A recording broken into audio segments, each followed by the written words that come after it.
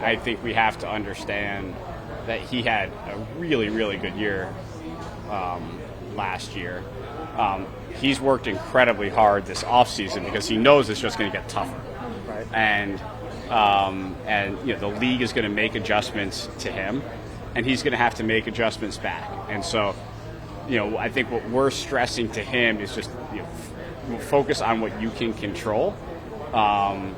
Recognize that it doesn't get easier, but he's in a really good spot, and he had an incredibly productive offseason, I think, both defensively and offensively. We threw a lot at him defensively.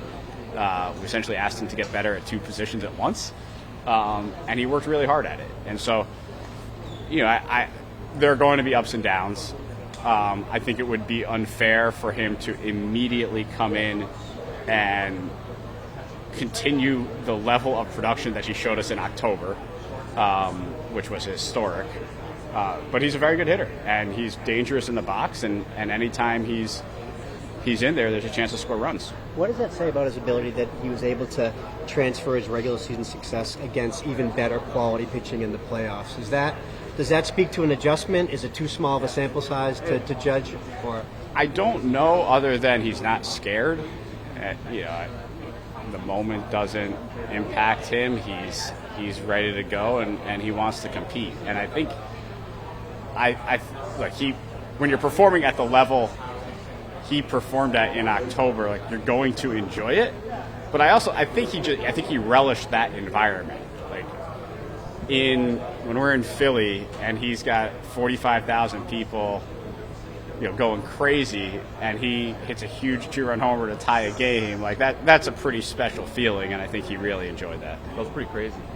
Yeah. I mean, we have some crazy moments. Yeah. So that is a whole different skill set when you have a player that has that ability to whether zone it out or suck it in. Yeah. That not everybody can do that. I think that's right. I think not everyone can do it. People can learn that. I do think that's an acquired skill.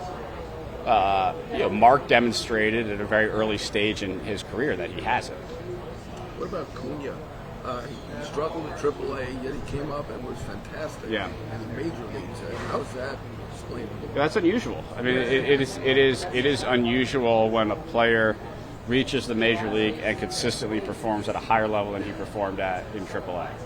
I think another instance of a player who wasn't scared by the moment and showed up and performed at a high level from day one.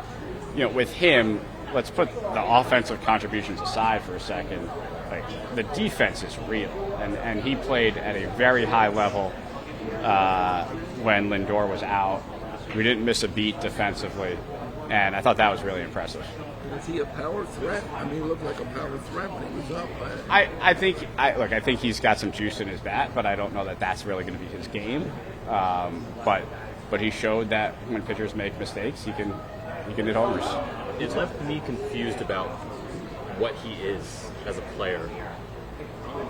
The AAA not so good. It left me excited. I don't. That's good, but that was my. As far as anticipating what he is, penciling him in. Sure. I think what we saw from him is, and frankly, what we saw from Mark as well last year, is just another great reminder of the uncertainty and the variance surrounding young players. Right? These guys that get to AAA, get to the high levels of the minor leagues, maybe make their major league debuts at young ages, there's enormous variance in terms of what they can become and what their major league careers can look like. Sometimes someone like Acuna gets to the big leagues and it works right away. Sometimes a guy like Mark, it takes a little bit more time. And it doesn't mean just because Acuna got there and it worked right away that that's going to be his career going forward. There are still certainly developmental needs for Acuna, and I think he's going to work hard at them. And who, at this moment, going into 2025, who is the real Acuna? What is the real Acuna? Well, I think the real Acuna is a very, very talented player who still has developmental growth needed. And I don't know that has changed from now versus if we were having this conversation on September 8th last year before he ever got called up. I think what he experienced last year in September will benefit him, but he's the same player.